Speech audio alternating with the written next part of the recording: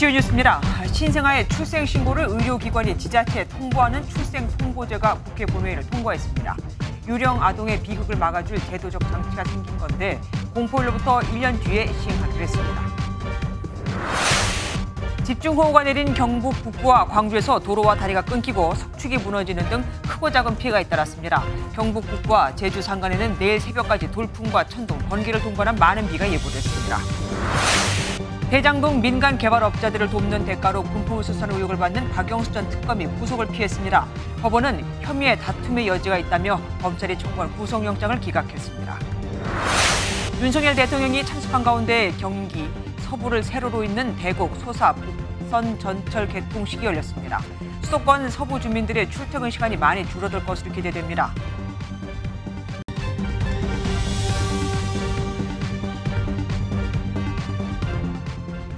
태어나긴 했지만 출생 신고가 안 된 2천여 명을 조사하면서 하루가 멀다 하고 아기들의 사망 또 실종이 확인되고 있죠.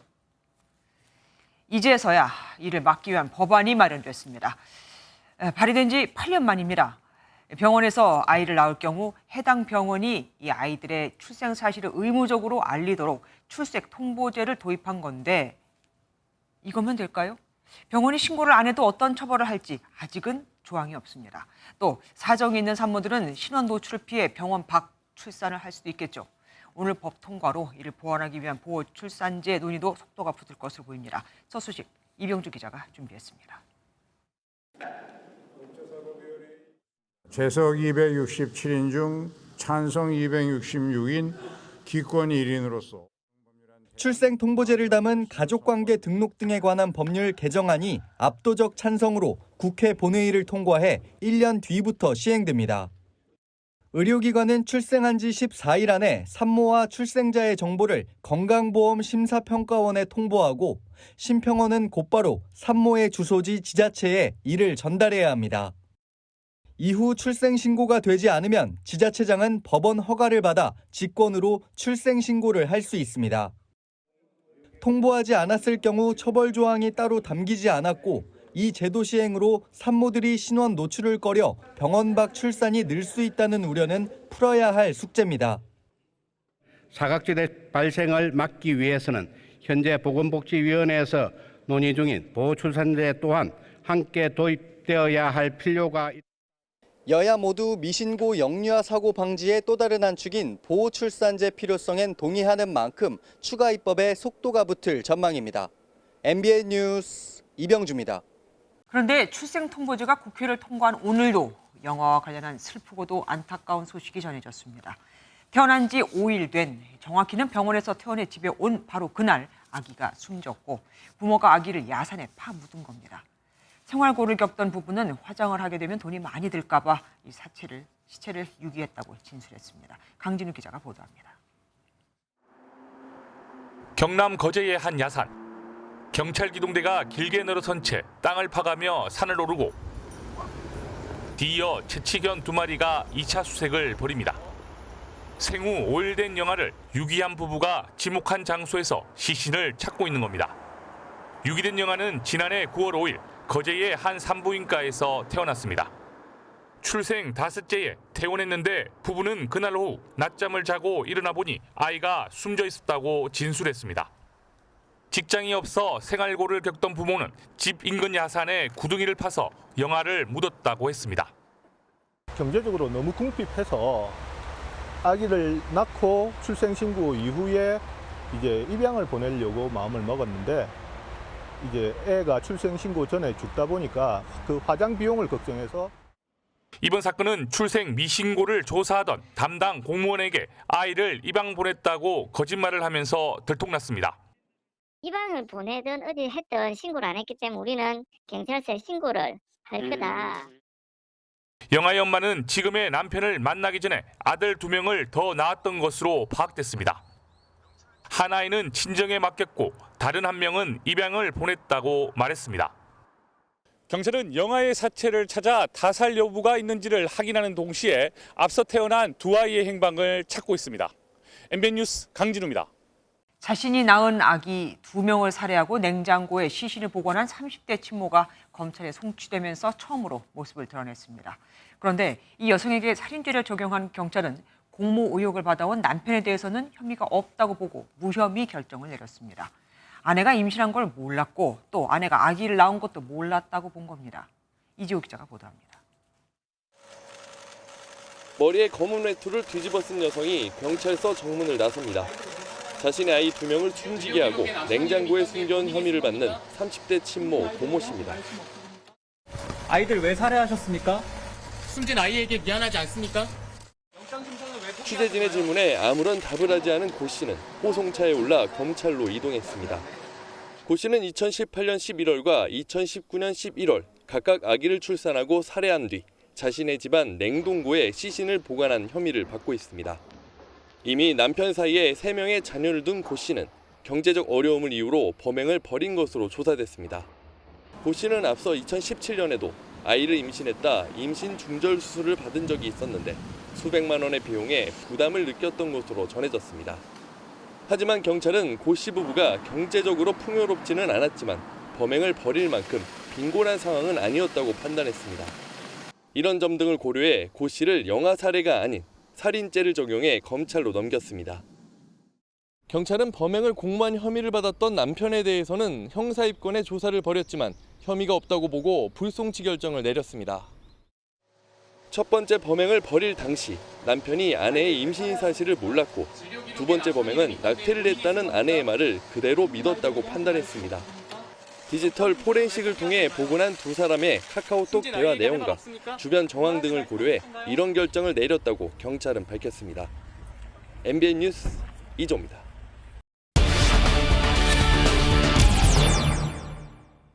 수원 영아 살해 사건에선 보신 대로 남편이 무혐의가 나왔죠. 하지만 이해 안 되는 부분이 꽤 많습니다. 사회부 김태형 기자와 더 알아보겠습니다. 김 기자, 경찰이 남편에게 혐의를 적용하지 못한 정확한 이유가 뭡니까? 네, 경찰은 아내와 남편이 주고받은 카카오톡 메시지를 분석했는데요. 1차로 딸을 임신했을 땐 아예 출산과 관련된 내용이 전혀 나오지 않았다고 합니다. 네. 대화 내용 중에 아내가 임신 때문에 힘들다는 내용이 전혀 발견되지 않은 건데요. 경찰은 2차로 아내가 아들을 임신했을 땐 남편이 낙태하겠다는 아내의 말을 그대로 믿을 수밖에 없었다고 봤습니다.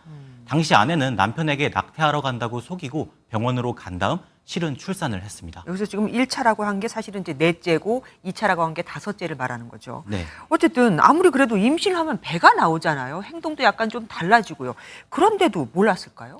네, 그렇게 생각하실 수 있죠. 네. 경찰도 해당 의혹을 들여다보려고 산부인과 의사 등에게 자문을 구했다고 합니다. 하지만 오히려 왜소할수록 큰 옷을 입거나 하면 임신 사실이 잘 드러나지 않아 충분히 모를 수 있다는 분석이 나왔습니다. 그래요? 또 남편이 아내의 생활이나 집안일에 무관심했던 것으로 알려지면서 실제로 몰랐을 가능성에 경찰이 무게를 뒀다는 설명입니다. 1차 출산 당시 보호자 서명란에 남편이 서명했다는 의혹도 있었는데 아내가 스스로 가짜 서명을 했다고 진술한 상황입니다. 사건을 넘겨받은 검찰은 남편에게 살인 방조 혐의를 적용할 수 있을지 추가 수사를 벌일 예정입니다. 아내는, 그러니까 아이 엄마는 이렇게 얘기하고 있습니다. 생활고 때문에 아이를 2명 더 키우는 게 힘들었다고 생각을 했다. 그런데 사실은 그 생활고에 대해서도 아니라는 수사 결과가 나왔다면서요. 네, 그렇습니다. 아내는 기존에 있는 자녀 3명을 양육했다는 점과 경제적 어려움 때문에 4째와 5째를 살해했다고 진술했죠. 네. 하지만 경찰은 일부 경제적 어려움은 있었지만 양육을 포기할 만큼은 아니라고 봤습니다. 게다가 2번 연속으로 영아를 살해하고 출산 후 하루가 지나 범행을 저지른 점 등을 봤을 때 경제적 어려움으로 인한 범행치고는 너무 잔혹하다는 평가입니다. 네. 경찰은 아내에게서 심리적 불안정이나 우울증 등을 찾아볼 수 없었다고 밝혔습니다. 이런 점을 종합해 아내에게 영아 살해죄 대신 형량이 더 무거운 살인죄를 적용한 겁니다. 그러니까 참작의 이유가 없다고 본 거군요. 사실 유령 영아 사건과 관련해서 지금 이만큼 나온 것도 충격인데 감사원이 경찰에 수사를 의뢰한 게 25건이 더 있다면서요. 네, 정확히 말씀을 드리자면 지자체가 수사 의뢰를 한 건데요. 네. 경찰청은 출생 미신고 영유아죠. 이른바 유령 영아 사례를 지자체에서 총 25건을 수사 의뢰받았다고 밝혔습니다. 네. 이 가운데 사망 영아는 5명, 소재가 확인되지 않은 영아는 7명입니다. 경찰은 지역별로 부산 4건, 경기 화성 3건 등 총 15건을 수사 중이라고 밝혔습니다. 네. 계속 영아 살해 사건이 수면 위로 드러나는 만큼 앞으로의 경찰 수사 상황도 지켜봐야겠습니다. 예, 여기까지 듣겠습니다. 지금까지 김태형 기자와 함께했습니다. 고맙습니다. 4살 딸 아이에게 하루 한 끼, 그것도 분유 탄 물밥만 먹이고 배고프다고 칭얼대자 아이를 때려 숨지게 한 20대 친모에게 징역 35년이 선고됐습니다. 사망 당시 아이는 4살이라고 믿기 어려울 정도로 말 그대로 미라처럼 뼈만 앙상한 상태였습니다. 박상호 기자입니다. 아이를 낳은 여성이 병원 응급실로 들어옵니다. 창백한 얼굴에 축 늘어진 아이는 이미 숨진 상태였습니다. 갈비뼈가 부러지고 몸 곳곳엔 상처가 있었습니다. 당시 4살이던 아이는 키 87cm, 몸무게 7kg으로 또래의 절반도 안 될 만큼 삐쩍 마른 상태였습니다. 학대를 의심한 의사의 신고로 긴급 체포된 20대 친모는 구속됐습니다. 아이를 폭행한 이유가 뭡니까? 친모는 2020년 9월부터 딸과 함께 부산 지인 집에 얹혀 살았는데 그때부터 학대가 시작됐습니다. 하루 한 끼 분유 탄 물밥만 먹이고 딸이 몰래 음식을 먹으면 때렸습니다. 상습 폭행으로 눈을 다친 아이는 시력도 잃었습니다. 사망 당일에는 밥 달라고 떼쓴다는 이유로 머리를 심하게 때려 발작을 했는데도 곧바로 병원에 데려가지 않았습니다. 1심 재판부는 친모에게 아동학대 살해 등의 혐의로 징역 35년을 선고했습니다. 아이의 입장을 충분히 생각해 주셨고 아이의 고통을 헤아려 주셨고 그리고 이 엄벌의 의지를 단호하게 나타내 주셨다고 생각을 합니다. 친모는 아이를 집에 내버려 두고 함께 산 지인 부부의 강요로 1년 반 동안 무려 1,500차례 이상 성매매를 한 사실도 추가로 드러났습니다. 친모와 함께 살던 지인 부부도 아동학대 살해 방조 등의 혐의로 재판을 받고 있습니다. 이들 부부의 재판은 다음 달 18일 열립니다. MBN 뉴스 박상호입니다. 어젯밤 내린 집중호우로 경북과 광주 등 곳곳에 피해가 발생했습니다. 도로가 부서지고 가로수와 전봇대가 쓰러졌죠. 연일 이어지는 비에 지반이 약해지면서 추가 피해도 우려되고 있습니다. 오늘 밤 제주와 남해안엔 또 호우특보가 발효됐습니다. 정치훈 기자입니다. 경북 영주는 어젯밤부터 330mm가 넘는 그야말로 쏟아붓듯 비가 내렸습니다. 모인 빗물의 위력은 컸습니다. 불어난 찬물이 쏠리면서 다리 하나를 끊어놨습니다. 무섭게 흐르는 물 사이로 드러난 부서진 다리 잔해물은 마치 폭격을 맞은 듯합니다. 완전 양동이로 막 쏟아부은 오후 한 7시쯤 요가는데 다리가 이래 휘어졌더라고. 계곡을 따라 난 도로 위로 흙이 떠밀려와 오갈 수 없게 됐습니다. 불어난 계곡의 도로도 속절없이 부서졌고 가로수와 전봇대도 쓰러졌습니다. 미처 피하지 못한 차량도 속절없이 고립됐습니다. 영주를 중심으로 인근 봉화와 문경, 영양에도 100mm 넘는 폭우가 쏟아지며 피해가 속출했습니다. 광주에서도 주택을 떠받치는 축대가 무너졌습니다. 연일 이어진 비에 지반이 약해진 데다가 무등산에서 내려온 물이 집중됐기 때문입니다. 엄청나죠. 여기가 그냥 계곡이 돼버리죠. 여기가 사람이 이렇게 좀 불안을 느낄 정도로 무섭다는 생각이 들 정도로 물이 많이 내려옵니다. 다행히 집안에 있던 할머니와 손주 등 4명은 무사히 대피했습니다. 농작물 피해도 잇따랐습니다. 전남 나주 양파밭 2만 평이 물에 잠기면서 수확해놓은 4억 원어치 양파가 떠내려갔습니다. 오늘 밤에도 폭우가 예상되는 곳이 있습니다. 비구름은 경북 북부와 제주도에 집중될 것으로 보입니다. 이미 피해가 발생한 지역에 또다시 비가 내릴 것으로 예상돼 철저한 대비가 필요합니다. MBN 뉴스 정춘입니다. 경북 영주에선 폭우가 쏟아지면서 산사태까지 발생해 주택을 덮쳤습니다. 사고 당시 집에 있던 일가족 10명 중 9명은 탈출하거나 구조됐지만 토사에 묻힌 아기는 안타깝게도 숨지고 말았죠. 돌잔치를 한 지 얼마 안 된 아기였습니다. 심우영 기자입니다. 주택 한가운데 지붕이 날아갔고 외벽은 힘없이 무너졌습니다. 그 사이로 뚫고 들어온 흙더미가 집안을 가득 채웠습니다. 경북 영주시 상망동에서 산사태가 난 건 오늘 새벽 4시 40분쯤. 이곳은 주택 뒤편 야산인데요. 폭우로 집안이 약해진 탓에 토사가 쓸려가면서 주택을 덮쳤습니다. 사고 당시 집에는 3대 가족 10명이 잠을 자고 있었는데 이 중 9명은 구조됐습니다. 하지만 안방 부근에 있던 14개월 된 여아는 미처 빠져나오지 못했습니다. 119 구조대가 2시간 넘게 사투를 벌인 끝에 아이를 찾았지만 결국 숨졌습니다. 매몰된 그 지점이 바로 그 큰아들 내외하고 아들하고 자는 안방인데 하필이면 그쪽으로 토사가 밀려 들어왔더라고요. 예, 1m 정도 애기 위에 있었다고 보면 돼요.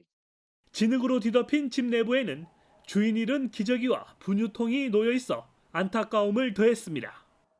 몇 년 전에도 토사가 흘러내렸었어요. 사고 났던 집에서 비닐을 씌우고 막 그랬는데 미흡해졌어요. 영주시 이산면에는 이틀간 340mm의 폭우가 내려 크고 작은 산사태와 침수 피해가 잇따랐습니다. MBN 뉴스 심호영입니다. 날씨와 관련한 내용 취재 기자와 좀 더 자세히 알아보겠습니다. 사회정책부 전남주 기자와 함께합니다. 전 기자, 이번 장마 기간 기상청의 강수량 예측이 참 빗나간 게 여러 번입니다. 그러면 슈퍼컴퓨터가 이 게릴라성 폭우는 예측을 못한 겁니까?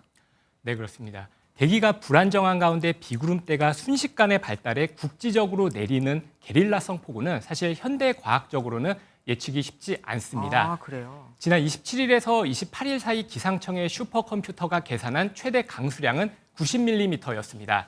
하지만 광주광역시에는 하루 만에 270mm 이상의 비가 내렸죠. 이 장마 기간 비구름대가 작은 규모로 곳곳에서 발달해서 예측 불확실성이 커졌다는 게 기상청의 설명입니다.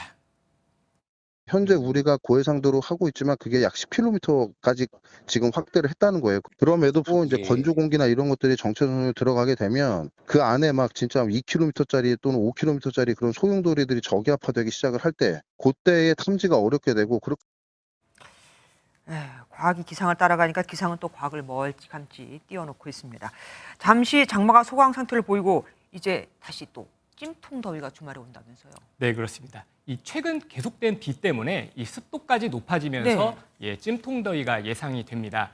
내일 서울의 한낮 기온이 34도까지 오르는 등 전국적으로 폭염이 나타날 전망인데요.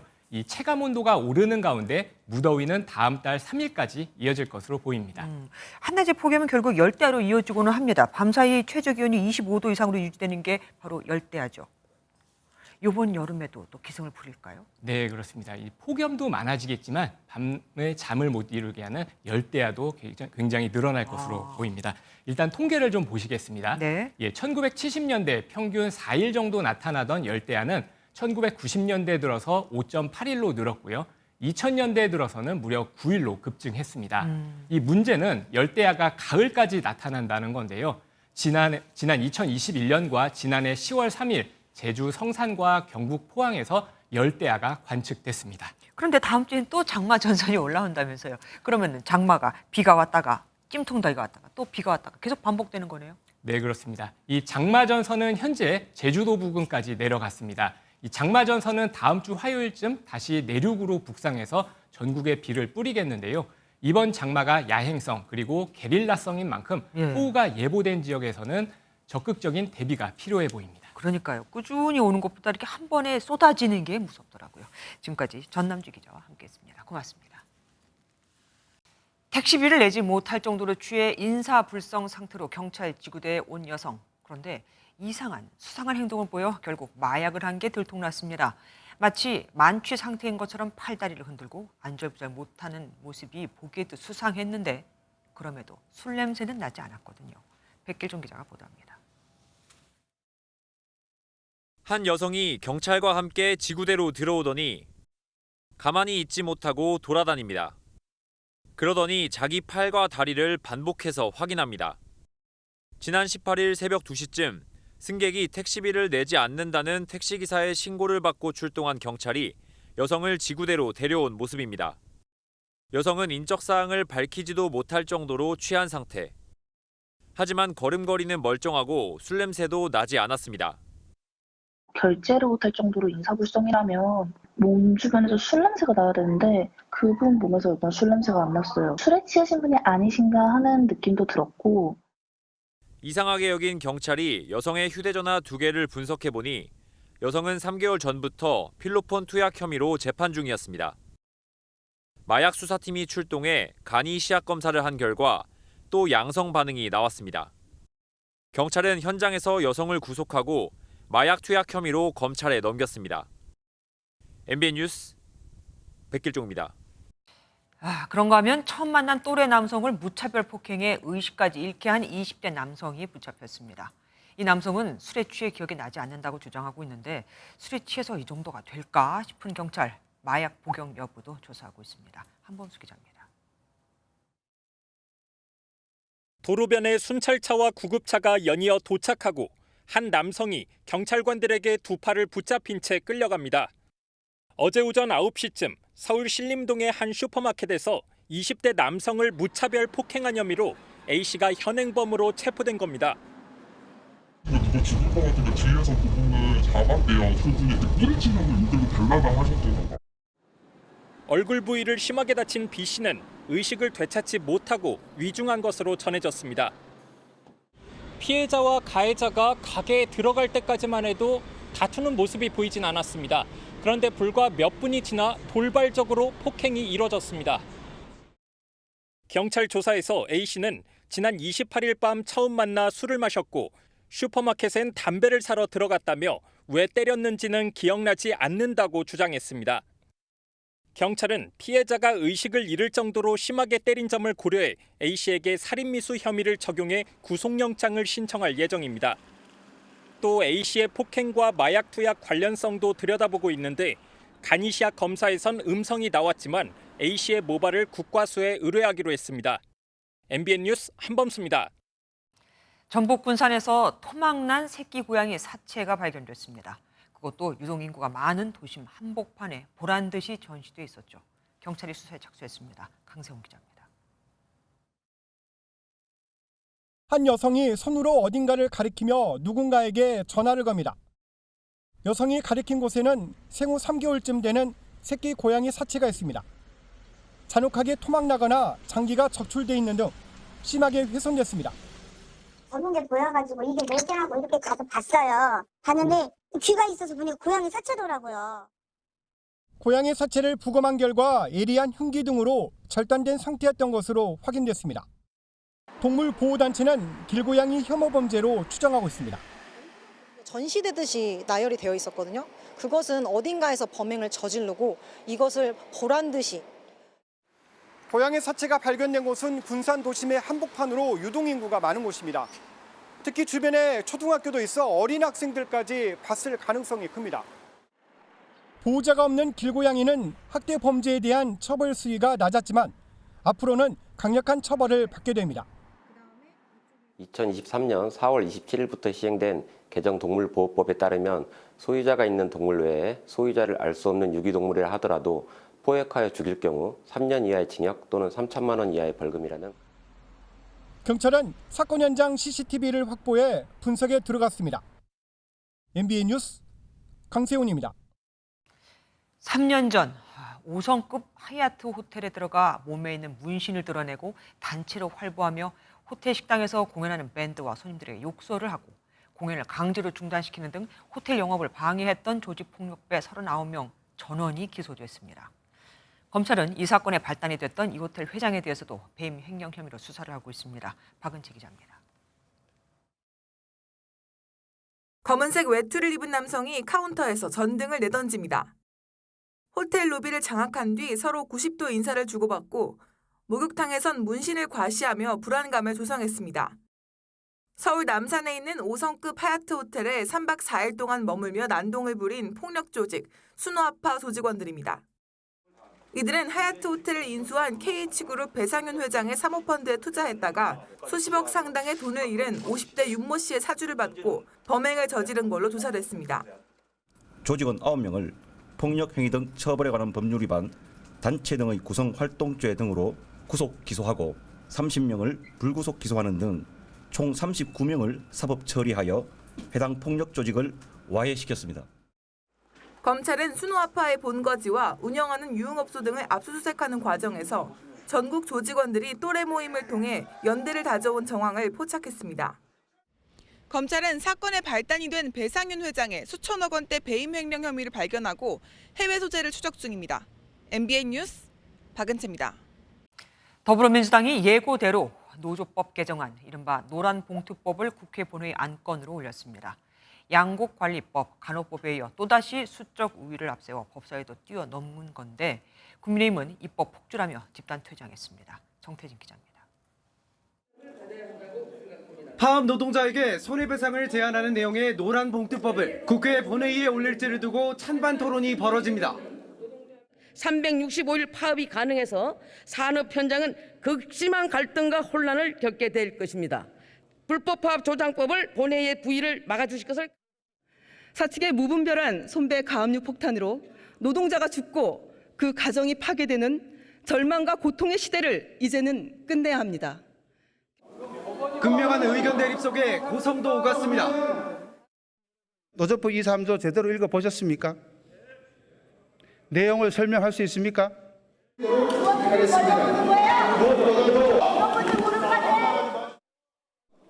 표결이 시작되자 국민의힘은 항의의 뜻으로 집단 퇴장했습니다. 더불어민주당과 정의당 등 야당 단독 표결로 본회의 부의 안건은 178명의 찬성으로 통과됐습니다. 이제 본회의 상정이 가능해져 다수인 민주당 주도로 법안을 통과시킬 수 있지만 대통령의 제2요구권이 행사될 가능성이 있습니다. 야당은 또 여당이 퇴장한 가운데 이태원 참사 특별법을 신속 처리 안건으로 지정하고 후쿠시마 오염수 방류 계획 철회 결의안도 단독으로 통과시켰습니다. 국민의힘은 민주당이 무소불위의 권력으로 입법 폭주에 나섰다며 본회의장 밖에서 규탄 대회를 열었습니다.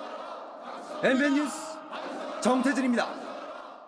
윤석열 대통령이 종전선언 등을 추진한 문재인 정부를 향해 반국가 세력이라고 발언한 것을 두고 여야의 갈등이 점점 더 커지고 있습니다. 윤영찬 더불어민주당 의원은 쿠데타로 대통령이 됐다고 비판을 했고 국민의힘은 대선 불복이자 국민에 대한 도전이라고 맞받았는데 하긴 이 정도면 이제 누구나 뒷걸음치기 힘든 상황이 됐죠.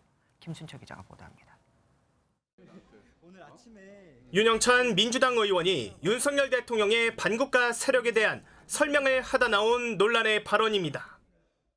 문재인 정부에서 사실상 쿠데타를 통해 가지고 검찰 개혁을 반대하면서 조국 수사를 하셨던 분 아닙니까? 예. 그래서 대통령이 되셨는데 조국 전 법무부 장관의 수사도 검찰 개혁을 거부하기 위한 일종의 쿠데타였다고 주장했습니다. 윤 대통령이 전 정부를 저격하는 건 이전 정부에 대한 일종의 열등감도 작용하는 것 같다고 쏘아붙였습니다. 국민의힘은 대선 불복 선언이자 국민에 대한 도전이라고 맹비판했습니다. 주권을 가진 국민의 선택을 아주 폄하하고 악의적으로 정제되지 않은 말을 하셨다고 생각합니다. 대통령실 역시 MBN과의 통화에서 윤 의원의 발언은 대꾸할 가치도 없다며 불쾌한 감정을 고스란히 드러냈습니다. 앞서 민주당 민영배 의원이 윤 대통령에 대한 탄핵을 언급한 뒤 이어진 쿠데타 발언에 여야의 감정의 골은 더 깊어지는 모양새입니다. MBN 뉴스 김순철입니다. 지난 2020년 겨울 대한민국을 그야말로 얼렸던 추윤 갈등 기억하십니까? 당시 추미애 법무부 장관과 윤석열 검찰총장의 대립이 극에 달했었죠. 추윤 갈등의 당사자 중 한 명인 추 전 장관이 문 전 대통령에 대한 불만까지 드러내며 자신의 퇴임 과정을 구체적으로 밝혔습니다. 갑자기 왜 그런 걸까요? 내년 4월엔 총선이 있죠. 이혁근 기자입니다. 추미애 전 법무부 장관이 한 유튜브 채널에 출연해 자신의 퇴임 과정을 언급합니다. 대통령께서 물러나 달라라고 저한테 말씀을 하셨어요. 당시 검찰총장이던 윤석열 대통령과 추 전 장관이 첨예하게 대립하던 때였습니다. 추 전 장관은 애둘러 불편했던 심기도 내비쳤습니다. 저를 먼저 물러나게 하면은 시그널이 뭐예요? 검찰총장이 잘못한 게 없는데 장관이 무리수를 뒀다 이렇게 되는 거잖아요. 추 전 장관은 최근 민심이 이렇게 분노하고 있는데 민주당이 너무 얌전하다는 말로 이재명 대표 체제 민주당을 직격하는가 하면 이낙연 전 대표는 너무 현상 관리에만 치중했다고 비판하기도 했습니다. 내년 총선 출마를 위한 몸풀기에 들어갔다는 분석인데 최근 한 언론과의 인터뷰에서도 뭔가를 해야겠다며 민주시민의 승리를 위해서 헌신하겠다고 말했습니다. 다만 일각에선 윤석열 정부 탄생의 책임이 추 전 장관에게 있다는 시각이 여전해 민주당에서의 출마가 쉽지 않을 거란 전망도 나옵니다. MBN 뉴스 이혁근입니다. 통일부 장관 지명자 김용호 성신여대 교수를 둘러싼 이른바 극우 논란이 거세죠. 그간 유튜브 등을 통해서 자신의 의견을 가감없이 전해왔으니까요. 오늘 첫 출근길에 김 지명자는 원칙 있는 남북관계를 만들겠다며 평소보다 수위 낮은 발언을 남겼습니다. 논란의 중심이 됐던 유튜브 채널은 일단 닫았습니다. 김태희 기자입니다. 김용호 지명자는 유튜브 김용호의 세상 읽기에서 강성 발언을 이어왔습니다. 구독자 24만 명, 매일 2억의 영상을 올려왔는데 지명직 후 하루 만에 폐쇄했습니다. 활발히 활동하면서 김 지명자는 김정은 정권이 타도돼야 통일의 길이 열린다거나 북핵 문제 해결책으로 김정은 전체주의 체제의 파괴를 주장해왔습니다. 또 일본군 위안부의 강제성을 부정해 큰 논란을 낳았던 이영훈 전 서울대 교수의 반일 종족주의 책을 극찬하기도 했습니다. 하지만 오늘 첫 출근길에서는 남북 대화를 주로 하던 통일부 업무의 변화가 필요하다며 발언 수위를 낮췄습니다. 이 원칙이라고 한다면은 자유민주주의, 인권, 법치 이런 것들을 이야기할 수가 있겠습니다. 통일부 앞으로 원칙이 있는 그리고 대단히 가치지향적인 그런 방향으로 6.15 공동선언 실천 남측위원회는 남북 대결을 강조하는 김용호 장관의 지명을 당장 철회하라는 성명을 내기도 했습니다. 통일부는 북한정보공개센터장을 중심으로 김 지명자의 인사청문 준비단을 꾸렸습니다. 김 지명자의 과거 발언 후폭풍은 인사청문회에서도 이어질 것으로 보입니다. MBN 뉴스 김태희입니다. 대장동 민간업자와 유착했다는 이른바 50억 클럽 의혹을 받고 있는 박영수 전 특별검사가 구속을 피했습니다. 이미 곽상도 전 의원이 1심에서 무죄를 선고받은 만큼 이번 구속 여부가 50억 클럽 수사의 분기점이 될 것이라고 전해드렸었죠. 영장이 기각되면서 50억 클럽 수사에도 제동이 걸리게 됐습니다. 이상엽 기자입니다. 영장 심사를 마치고 12시간 가까이 구치소에서 기다린 박영수 전 특검이 나옵니다. 구치소 주변은 보수 지지자들이 외치는 구호 소리에 난장판이 됐습니다. 법원 판단에 대해 한 말씀만 해주시죠. 법원은 직무 해당성, 금품 수수, 금품 약속 성립 등의 여부에 다툼의 여지가 있다며 피의자를 구속하는 것은 방어권을 지나치게 제한한다며 영장 기각 사유를 밝혔습니다. 금품의 실제 수수 여부, 법리적 문제 등이 정확하게 소명이 되지 않았다고 보아서 구속영장을 기각한 것으로 보입니다. 박 전 특검은 우리은행 이사회 의장으로 재직했던 지난 2014년 대장동 민간업자들이 포함된 성남의 뜰 컨소시엄 구성을 지원하는 대가로 200억 원 상당의 금품과 단독주택 2채를 약속받았다는 혐의를 받고 있습니다. 우리은행의 컨소시엄 참여가 무산되자 대신 대출 의향서를 발급해달라는 청탁을 받고 50억 원 상당의 이익을 받기로 한 혐의도 적시됐습니다. 검찰은 이 중 8억 원은 박 전 특검이 받은 것으로 보고 있습니다. 박 전 특검을 도운 혐의로 구속영장 심사를 받은 양재식 전 특검보도 영장이 기각됐습니다. 검찰은 영장 기각 사유를 납득하기 어렵다며 영장 재청구를 검토하겠다고 밝혔습니다. 하지만 50억 클럽 수사에 일단 제동이 걸렸다는 분석이 나옵니다. MBN 뉴스 이상엽입니다. 미국계 사모펀드 론스타가 낸 세금이 무효라는 판결이 나왔지만 우리 정부는 그 돈을 돌려주지 않았고 결국 론스타는 또 소송을 걸었죠. 오늘 1심에서 이 돈을 돌려주라는 판단이 나왔습니다. 원금 1,500억 원에 그간의 이자까지 합해서 말이죠. 정부의 잘못된 판단으로 배상금에 이어 이젠 세금까지 다 돌려주게 됐습니다. 홍주 기자가 보도합니다. 지난 2002년 이후 론스타 펀드는 지주회사를 만들어 외환은행을 비롯한 회사들을 사들이면서 4조 6천억 원의 차익을 냈습니다. 이른바 론스타 사태 후 국세청은 론스타와 투자자들에게 8천억 원이 넘는 세금을 부과했습니다. 하지만 론스타는 이에 불복해 잇따라 소송을 걸었습니다.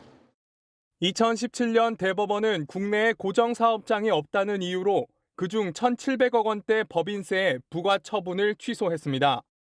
자의적 차별적 과세를 한 것이 아니라는 입장입니다.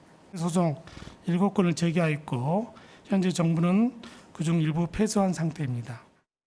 하지만 한국 정부는 과세 처분이 취소됐더라도 원천 징수된 세금은 론스타 쪽이 아니라 원천 징수자에게 환급해야 한다고 주장하며 이를 돌려주지 않았습니다. 이후 론스타는 원천 징수 방식으로 이미 낸 법인세 가운데 일부인 1,530억 원을 돌려받지 못했다며 정부를 상대로 반환 소송을 냈습니다. 그 다음 해에는 서울시에도 취소된 지방소득세 152억 원을 돌려달라고 요구했습니다. 법원은 론스타의 손을 들어줬습니다. 재판부는 정부와 서울시가 1,682억 원을 돌려주라고 선고했습니다. 앞서 국제투자분쟁해결센터가 정부가 론스타에 2,800억 원을 배상해야 한다는 결정을 한 데 이어 이번에는 1,600억 원이 넘는 세금까지 돌려줘야 하는 상황이 됐습니다.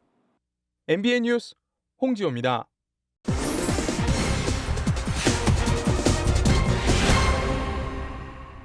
오염수 방류 불안에 소금 가격이 급등하자 정부가 비축 천일염 400톤을 공급했지만 5시간 만에 동이 날 정도로 인기가 치솟고 있죠. 정부는 수급에 문제가 없으니 괜찮을 거라고 하지만 오염수가 방류되기 전에 나온 소금을 사두겠다는 심리를 맡기는 역부족입니다. 과거 마스크와 요소수는 사재기를 할 경우 일반 소비자까지 처벌을 받았었는데 소금은 어떨까요? 사실 확인해서 표선우 기자가 알아봤습니다. 오염수 불안에 소금 가격은 지난 5월에 비해 83.4% 올랐습니다. 품절 행진에 사재기까지 열풍이다 보니 정부는 필요한 만큼만 구매를 부탁드린다면서 비축 천일염 400톤을 시장에 풀었습니다. 하지만 쉽게 가시지 않아 보일 사재기, 처벌할 수 있을까요? 먼저 우리나라에서 개인의 사재기를 처벌하는 법적 근거 있긴 있습니다. 물가안정법 제7조와 26조인데요. 그런데 이게 적용이 되려면 국가의 고시가 필요합니다. 코로나 초기엔 마스크에 또 요소수 품귀 현상 당시엔 요소수 원료를 매점매석 단속 대상으로 지정한 게 그 예시입니다. 또 이때 정부가 제7조 사업주의 범위를 일반 소비자까지 적용을 해야 개인의 사재기도 처벌이 되는데요. 하지만 아직 소금에 대해선 이런 정부의 고시는 없죠. 그렇다면 다른 처벌 근거는 있을까요? 판매자가 수량을 한정해놨을 경우 정부 고시가 없더라도 주문지를 바꿔가는 등 편법으로 대량 구매를 했을 때엔 업무방해 적용이 가능하다는 게 전문가들 의견입니다. 또 단순히 정부 고시를 어겼다고 해서 유죄로 이어지기에는 고려해야 할 게 많습니다. 판례를 보면 마스크 5,000장을 사재기한 중국인은 징역 1년이 나왔지만 2만 장을 보관한 판매업자는 무죄가 나왔기 때문입니다. 차액을 남겼는지 여부가 이제 유무죄의 중요한 고려 요소가 될 수는 있다라고. 아니면 매입 가격의 마진 등 수익을 가산해서 재판배한 것과 다름없는지. 취재를 종합하면 아직까지 일반 소비자의 사재기는 처벌된다고 보긴 어렵습니다. 하지만 오염수 방류 임박에 커지는 불안감, 소금 사재기 현상이 쉽사리 수그러들 것 같지는 않습니다. 사실 확인 표선우입니다.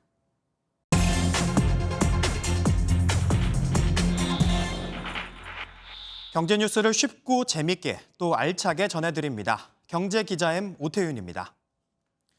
이번 주 주제는요, 싸울수록 이득입니다. 누가 싸우냐? 바로 이 기업들끼리 싸우면 소비자가 이득을 본다는 이야기인데요. 사건은 7개월 전으로 거슬러 올라갑니다.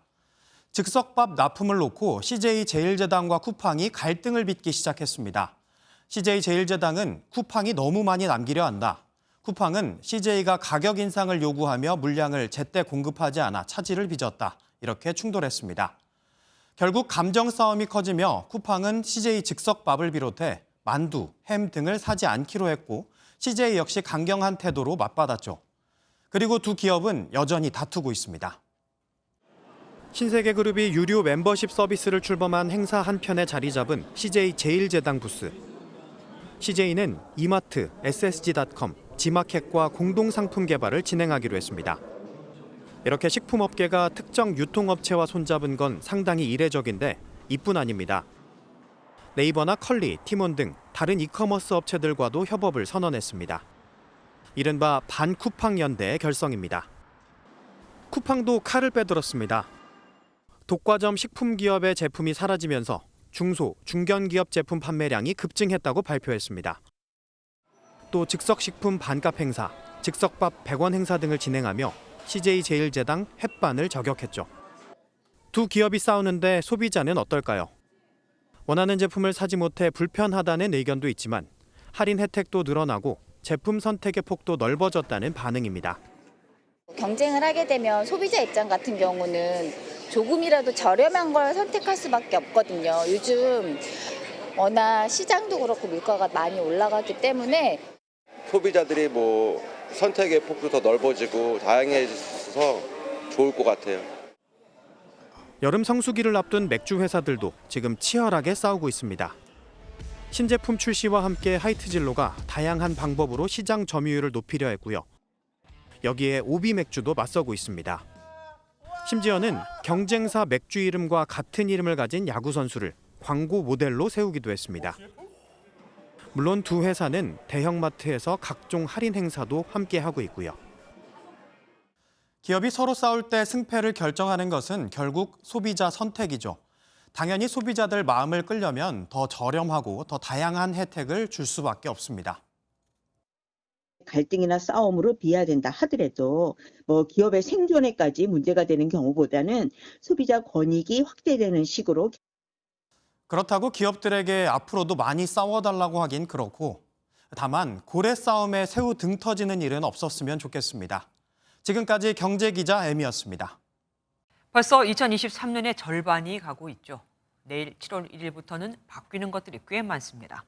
알뜰 교통카드를 쓰면 한 달 최대 66,000원, 연간으로는 79만 원까지 아낄 수 있고 세입자는 집주인에게 미리 알리지 않고도 임차권 등기가 가능해지는 등 알아두면 편리한 것들입니다. 박규원 기자가 정리해드리겠습니다. 알뜰 교통카드는 대중교통을 이용하기 위해 걷거나 자전거로 이동한 거리만큼 마일리지를 적립해 돌려주는 교통카드입니다. 내일부터 마일리지 월간 적립 횟수가 44회에서 60회로 늘어나고 최대 적립금도 월 6만 6천 원으로 늘어납니다. 연간으로 보면 79만 원을 아낄 수 있습니다. 알뜰 교통카드 앱 사용법은 매우 간단합니다. 이동을 시작하기 전 출발하기 버튼을 누르고 이렇게 목적지에 도착해서 도착하기 버튼을 누르면 마일리지가 자동으로 적립됩니다. 내일부터 영화 관람료를 신용카드로 결제하면 30% 소득공제도 받을 수 있습니다. 자동차 개별 소비세 탄력세율은 5%로 되돌아가 4천만 원대 그랜저를 사면 세금이 36만 원 늘어납니다. 또 전세 사기 피해자는 임차주택을 낙찰받는 특례 지원을 미리 받을 수 있고 세입자는 집주인에게 미리 알리지 않고도 임차권 등기가 가능해집니다. 고지를 하는 데 있어서의 번거로운 문제를 없애서 바로 이제 임차인들이 어떤 거주의 이전의 자유라던가 일단 보증금을 돌려받는데 좀 더 수월해진 그러한 장점들이 있다. 대학생들에게 선풍적 인기를 끌었던 1,000원의 아침밥 지원 규모도 234만 명으로 늘어납니다. 전신 마취 등 의식이 없는 환자의 수술 땐 수술실에 CCTV가 설치되고 환자나 보호자가 요청할 경우 수술 장면을 촬영해야 합니다. 학교 주변 어린이 보호구역에는 노란색 횡단보도가 그려지고 해수욕장 알박기 텐트는 강제 철거됩니다. MBN 뉴스 박규원입니다. 사교육 이권 카르텔을 뿌리 뽑겠다며 정부가 부조리 신고를 접수받고 있죠. 불과 8일간 165건이 접수됐고 5건 중 1건이 대형 학원과 관련된 것들이라고 합니다. 그래서일까요? 대형 입시 학원에 대한 전격 세무조사에 들어간 지 이틀 만에 이른바 일타 강사로 불리는 유명 강사에 대해서도 세무조사가 들어간 것으로 확인됐습니다. 압박 수위를 높이는 겁니다. 굳이 유명 강사가 아니더라도 대상이 더 확대될 수 있다는 불안감에 학원가가 긴장하고 있습니다. 최돈희 기자입니다. 이른바 킬러 문항을 없애고 사교육업계 부조리를 단속하겠다는 정부 발표 이후 한 유명 강사는 SNS에서 아이들만 불쌍하다, 정확한 가이드를 달라고 비판했습니다. 국세청이 해당 강사에 대해 전격적으로 세무조사에 들어갔습니다. 강남 서초의 대형 입시학원들에 대해 대대적인 세무조사에 착수한 지 이틀 만이고 이른바 일타 강사 개인에 대해서는 이번이 처음입니다. 세무당국은 해당 강사뿐만 아니라 다른 과목 유명 강사에 대한 세무조사도 검토 중인 것으로 전해졌습니다. 갈수록 확대되는 세무조사 범위에 학원가의 긴장감이 높아지고 있습니다. 세무조사 60명씩 오는 거 처음 봤어요. 원래는 세무조사는 예고를 하고 오시죠. 학원업계는 세무조사 대상과 범위의 촉각을 곤두세우면서도 수시원서, 수능 등을 앞두고 학원 운영에 차질을 우려하는 분위기입니다. 수시 원서를 결정을 해야 되는 상황이고 6월 평가 모의고사 가지고 대학을 좀 결정을 해야 되는 상황인데 사고는 학원대로 어수선하고. 어수선한 이런 상황에 학원연합회는 최근 회원사에 일부 대형 학원 외에 학대 감사는 없다는 내용의 문자를 보낸 것으로 알려졌는데 교육부는 사실과 다르다고 선을 그었습니다. MBN 뉴스 최동입니다. 미 대법원이 소수 인종을 우대하는 대학 입시 정책이 위헌이라고 판단했습니다. 흑인 등 소수 인종을 우대하면서 실력 있는 백인과 아시아인들이 역차별을 받아왔다고 본 겁니다. 인종 갈등을 정면으로 건드린 이번 판결이 차기 대선 이슈로까지 부상하면서 민주당과 공화당은 물론이고 바이든 대통령도 나섰습니다. 고정수 기자입니다. 어퍼머티브 액션, 대학 신입생 선발에 적용되는 소수인종 우대 정책에 대해 미 연방 대법원이 위헌 결정을 내렸습니다. 좋은 의도를 지닌 차별도 차별이라며 60여 년간 이어온 정책에 제동을 걸고 판례를 뒤엎은 겁니다. You cannot cure racial discrimination that occurred in the past with new discrimination today. 앞서 하버드대와 노스캐롤라이나대 학생단체는 이 정책으로 백인과 아시아계 입학 지원자가 차별당했다며 헌법 소원을 제기했습니다. 뉴욕타임스는 칼럼을 통해 아시아계가 차별당했다는 증거가 압도적이며 이들이 해당 정책의 수혜자가 아니라는 점을 판결의 근거로 꼽았습니다. 아시아계는 이로써 당장 입시에선 이점을 얻겠지만 이미 높은 명문대 진학률을 고착화할 수 있다는 우려에 교육 정책 자체가 바뀔 수 있다는 전망도 나옵니다. 민주당 주 지지층인 흑인과 히스패닉, 공화당 지지자인 백인은 위헌 결정에 따라 더욱 정치적으로 대립할 가능성이 제기됩니다. The dissent states in today's decision, quote, rolls back decades of precedent and momentous progress, end of quote. I agree with that statement from the dissent. 공화당 대선 주자인 트럼프 전 대통령은 SNS를 통해 능력에 기반을 둔 제도로 돌아가는 것이며 옳은 길이라고 판결을 두둔했습니다. MBN 뉴스 고정수입니다. 내일부터 수도권 서부를 남북으로 잇는 서해선이 부천 소사역에서 일산 대곡역까지 연장 개통됩니다. 서울 강남까지 출퇴근 시간이 대폭 단축되고 인파가 몰렸던 1호선의 혼잡도 조금은 풀릴 듯한데 대신 김포공항역은 상대적으로 이용객 수가 너무 늘어날 것 같아 서울시가 열차편을 늘리기로 했습니다. 배준우 기자입니다. 경기 부천시에 있는 소사역. 서해선에서 1호선으로 갈아타고 서울 도심 방향으로 출근하는 시민들로 환승 개찰구가 북적입니다. 서해선 부분 개통 이후 많은 안산과 시흥 시민들이 이곳 소사역까지 서해선을 타고 이동한 뒤 이곳에서 1호선으로 갈아타고 서울 도심으로 출근해 왔습니다. 안산과 시흥에서 서해선을 타고 올라온 인파를 서울 도심으로 나를 수단이 1호선밖에 없다 보니 출퇴근 시간 혼잡도가 높아졌습니다. 최근에 더 혼잡해지는 것 같아요. 뚫리면서 사람들 많이 모여가지고 출퇴근이 조금 복잡하다. 내일부터 상황이 달라집니다. 서해선이 일산 대구까지 연장 개통되면서 7호선과 9호선, 공항철도, 3호선을 모두 이용할 수 있습니다. 김포공항에 빠르게 접근할 수 있는 데다 9호선 급행을 타고 강남까지 30분 만에 도착할 수 있어 수도권 서부 주민들의 출퇴근 시간도 크게 줄어듭니다. 개통식엔 윤석열 대통령도 참석해 개통 열차에 직접 시승까지 했습니다. 시내 나올 때 3호선 타는 시간이 너무 많이. 이전에는 경의선 갈아타고 해갖고 1시간 40분 정도 걸렸거든요. 근데 이거 타면 거의 한 40분. 상대적으로 9호선 김포공항역은 이용객 수가 40% 늘어날 것으로 예상돼 서울시는 안전 인력을 추가하고 열차편도 늘릴 예정입니다. MBN 뉴스 배준우입니다. 서울에 있는 주요 산이나 경복궁, 국회의사당 같은 주요 시설물 주변은 건물의 높이를 제한하고 있죠. 이제 서울의 높이가 좀 더 올라갑니다. 서울시가 수십 년 전부터 지정된 고도지구 규제를 완화하기로 했거든요. 서울 여의도는 최대 43층까지 지을 수 있고 북한산 근처는 15층까지도 가능하게 됩니다. 김세희 기자입니다. 위에서 내려다본 서울 도봉구 쌍문동의 모습입니다. 하나같이 나지막한 건물들 뿐입니다. 1990년 북한산 고도지구로 묶이면서 건축물 높이가 20m 이하로 제한됐기 때문입니다. 그동안 개발을 못해 주거 환경이 악화하면서 불만이 커졌는데 서울시가 30여 년 만에 고도 제한을 완화합니다. 이른바 신고도지구 구상은 기존의 8곳이었던 고도지구를 해제하거나 범위를 조정해 6곳으로 정비합니다. 그동안 거칠게 규제가 시행이 돼서 좀 정교하게 다듬으면 굳이 규제를 하지 않아도 될 지역까지 규제가 된 측면이 있습니다. 북한산 지역은 제2종 일반 주거 지역 고도 제한이 현재 20m 이하에서 28m 이하로 완화되고 주거 환경 개선 사업을 하면 최대 15층까지 건물을 지을 수 있습니다. 서울의 중심인 남산 주변의 고도 제한 역시 12m 또는 20m였지만 앞으로는 최대 40m까지 세분화됩니다.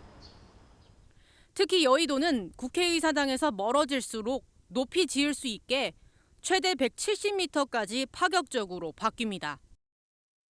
고도 제한을 완화한다거나 이런 부분들을 좀 입체적으로 해서 보유 지정 목적을 살리면서도 적절한 규제를 유연할 수 있는 그런 선진적인 방안들도.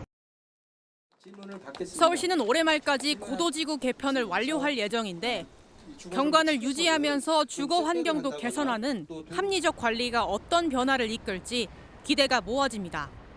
MBN 뉴스 김세희입니다. 현정은 현대그룹 회장이 오는 8월 금강산에서 고 정몽원 회장의 20주기 추모식을 열고 싶다며 통일부에 대북 접촉 신고서를 제출했습니다. 통일부가 검토에 들어갔는데 허용된다면 그 다음 공은 북한으로 넘어가게 되겠죠. 북한이 호응할지가 관건입니다. 권영봉 기자입니다.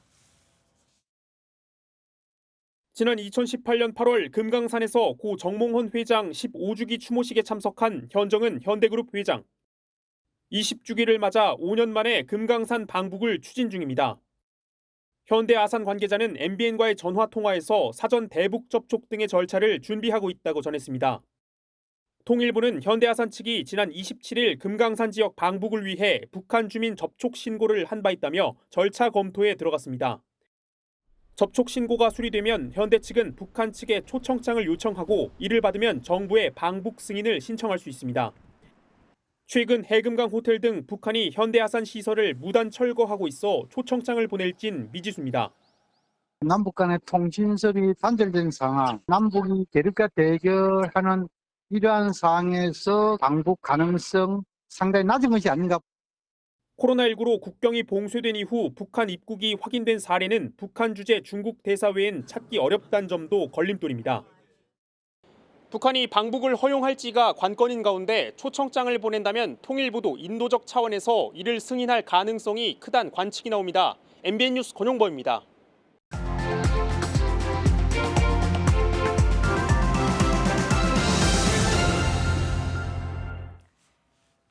신하의 머릿수만 채울 자다. 중국 춘추시대의 노나라 실권자인 계자연이 제자인 자로가 재상감이냐 하고 묻자 공자는 대뜸 이렇게 깎아내립니다. 공자는 혈기왕성한 자로를 자주 꾸짖고 다른 제자들 앞에서 망신을 주기도 하죠. 하지만 자로는 타고난 충성심과 용맹으로 예수의 베드로와 비견될 정도의 핵심 애제자가 되고 그가 죽자 공자는 마치 세상을 잃은 듯 슬퍼하다가 그 이듬해 세상을 떠납니다. 만약 공자가 21세기 이 한국에서 태어나 학생을 가르쳤다면 어땠을까요? 적어도 망신을 주는 건 상상도 못했을 겁니다. 경기도 소재의 모 고등학교에선 교사가 피곤해 보이는 제자에게 하루 7시간을 자라고 했다가 학생 보호자가 교장실로 찾아와 사생활 침해라고 항의하는 일이 있었습니다. 모 초등학교에선 교사로부터 칭찬 스티커를 받지 못한 학생의 부모가 정서적 아동학대라는 민원을 넣고 경찰에 신고까지 해 한바탕 소동이 벌어지기도 했으며 제주의 어느 학부모는 5년간 3개 초등학교를 옮겨 다니면서 교사와 학교에 대해 교육청과 검찰, 국민권익위원회, 대통령실에까지 악성 민원을 1000건 이상 제기해 학교가 아예 쑥대밭이 되기도 했습니다. 무차별적인 민원 세례에 회의와 환멸을 느끼고 교단을 떠나는 젊은 교사도 늘고 있습니다. 최근 1년간 퇴직한 근속 연수 5년 미만 국공립 초중교 교원은 589명으로 그 전해 대비 2배 가까이 증가했거든요. 엊그제부터 시행된 개정 초중등 교육법은 학교장과 교사가 학생 생활 지도를 할 수 있다고 명시했지만 이 당연한 걸 법에 적시해야 된다는 것도 웃기지만 아직 구체적인 지도 방식과 권한 범위도 정하지 못했습니다. 미국은 교사보호법을 제정해 명백한 과실 외에는 교사의 생활 지도에 대해 면책 특권을 부여하고 있습니다. 교권이 무너지면 결국 학교가 무너지고 그건 우리 세대는 물론 미래 세대도 불행한 일이 될 테니까요. 대학 입시에 맞춰진 교육개혁보다 더 중요하고 더 시급한 건 바로 교권이 제자리를 찾는 거 아닐까요? 안 그러면 공자를 여기 데려다 놔도 우리 교육은 제대로 서질 못할 테니까요. 김주아의 그런데 오늘은 민원에 멍드는 교권이었습니다.